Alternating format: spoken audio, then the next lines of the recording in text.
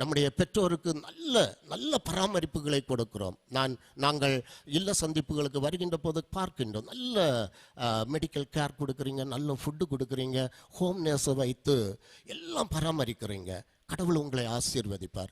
ஒன்றை கேட்கிறேன், அவர்களோடு உரையாடுகிறோமா, பேசுகிறோமா?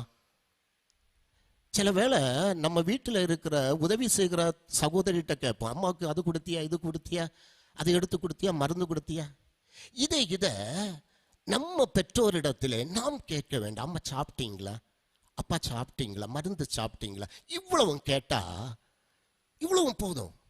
என் பிள்ளை என்ன கேட்டான், என்னை விசாரிச்சு கொண்டான் என்று சொல்லக்கூடிய ஒரு பயங்கர ஒரு உணர்வு இந்த பெற்றோருக்கு வரும் என்பதை நாம் புரிந்து கொள்ள அழைக்கப்படுகின்றவர்களாக இருக்கிறோம். நீதிமொழிகள் 1:8 சொல்கிறது, என் மகனே உன் தகப்பன் புத்தியை கேள், உன் தாயின் போதகத்தை தள்ளாதே என்று சொல்கின்றதை பார்க்கிறோம். சில வருடங்களுக்கு முன்பாக தினகரன் பத்திரிகையில் வந்த ஒரு செய்தி, நாகர்கோயில் கோட்டார் அருகாமையில் ஒரு சகோதரன் தன்னுடைய சொந்த தகப்பனை தெருவிலே கிடந்த அனாதையாக கிடந்த ஒரு மனிதன் என்று சொல்லி அவரை ஒரு மருத்துவமனையிலே கொண்டு சேர்த்து விட்டு சென்று விட்டானா.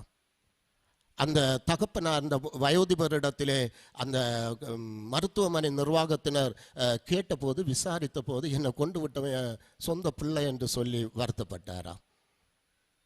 எனக்கு அருமையான ஆண்டவருடைய பிள்ளைகளே, நம்முடைய வாழ்வை நாம் எண்ணி பார்க்க வேண்டும். ஓல்டேஜ் ஹோமில் இன்றைக்கு அநேக பேரண்ட்ஸ் வைக்கப்படுகிறார்கள்.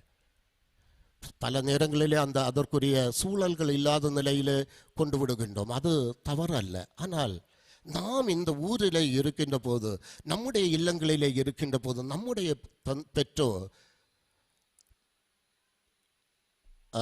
முதியோர் இல்லங்களிலே வாழ்வது ஏற்றுக்கொள்ளக்கூடியதல்ல. உனக்கு நன்மை உண்டாயிருக்கும், உன் வாழ்நாள் நீடித்திருப்பதற்கும் உன் தகப்பனையும் தாயையும் கனம் பண்ணுவாயாக என்பது ஆண்டவருடைய கட்டளை, போதனை அல்ல, கட்டளை. மறந்துவிடக்கூடாது. நாங்கள் இறையியல் கல்லூரியிலே படிக்கின்ற போது பல முதியோர் இல்லங்களுக்கு கடந்து செல்வோம். அங்கே நல்லா பராமரிக்கிறாங்க. ஆனால் அந்த அம்மாமார் அப்பாமார் அவர்களை கரங்களை பிடித்து கொண்டு நாங்கள் பேசுகின்ற போது அவர்கள் கேட்கின்ற காரியம் என்னவென்றால், என் பிள்ளைகள் நல்லா கவனிக்கிறாங்க, கவுண்டரில் ஃபீஸை கட்டிட்டு போகிறாங்க, ரூபாயை கட்டிட்டு போகிறாங்க. ஆனால் ஃபீஸ் கட்ட வருகின்ற போது கூட, அதை பே பண்ண வருகின்ற போது கூட எங்களை அப்பா எப்படி இருக்கீங்க, அம்மா எப்படி இருக்கீங்க என்று ஒரு வார்த்தை கேட்காமல் செல்கிறார்கள்.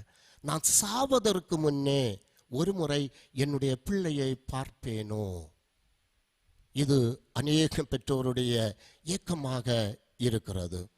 ஆதியாகமம் 47ஆம் அதிகாரம் 1வது வசனத்திலே பார்க்கின்ற போது, யோசேப்பு 130வது வயது நிரம்பிய தன்னுடைய தந்தை யாக்கோபை பார்வோனுக்கு முன்பாக நிறுத்தி கனப்படுத்தினான் என்று நாம் பார்க்கிறோம். திருமறை சொல்கிறது, யாக்கோபு பார்வோனை ஆசீர்வதித்தார்.